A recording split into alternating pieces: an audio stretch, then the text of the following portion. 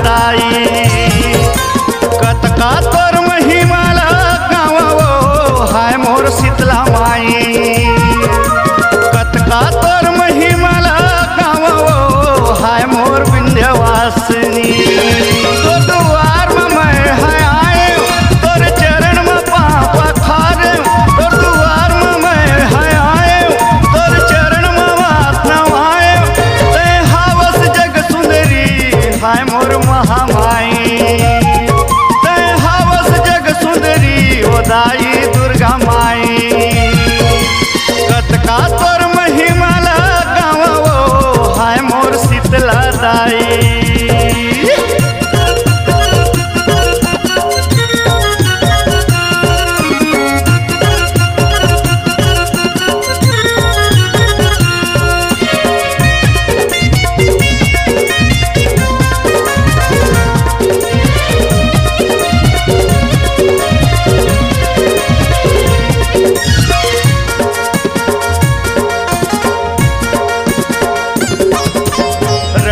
जूझते शुंभनि शुंभो हाहाकार मचावते। शुंभनि शुंभ के करे संगारी सब जय जयकार लगावते।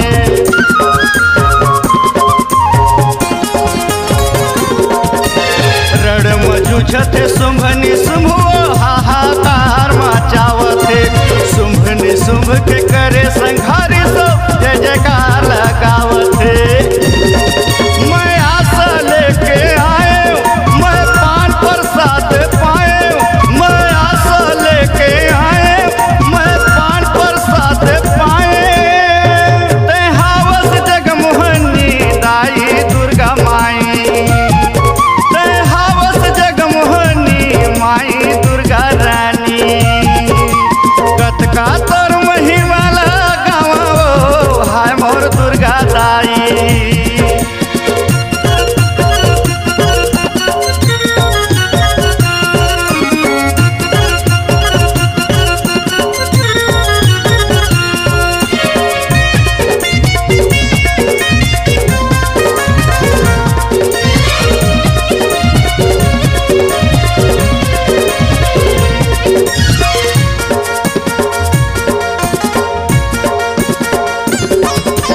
चैत कुंवार में पहुना बरोबर मन भावन तोर रूप दाई।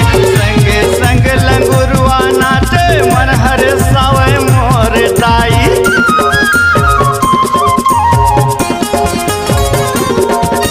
चैत कुंवार में पहुना बरोबर मन भावन तोर रूप दाई। संगे संग लंगुरुआ नाचे मन हरे सावे मोर दाई। मैं चरण छुए बरे आए तोर तरस परस पाए।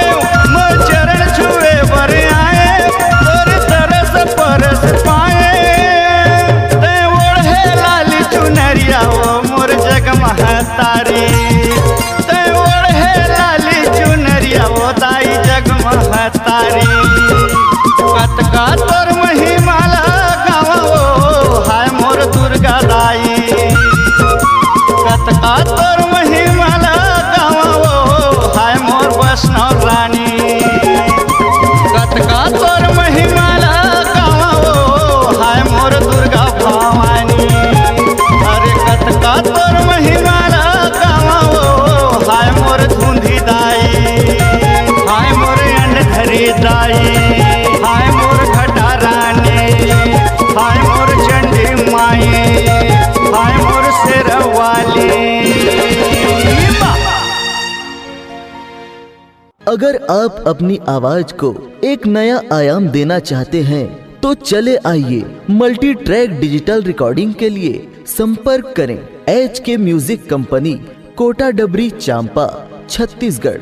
मोबाइल नंबर है 9329238487 और 8085380339।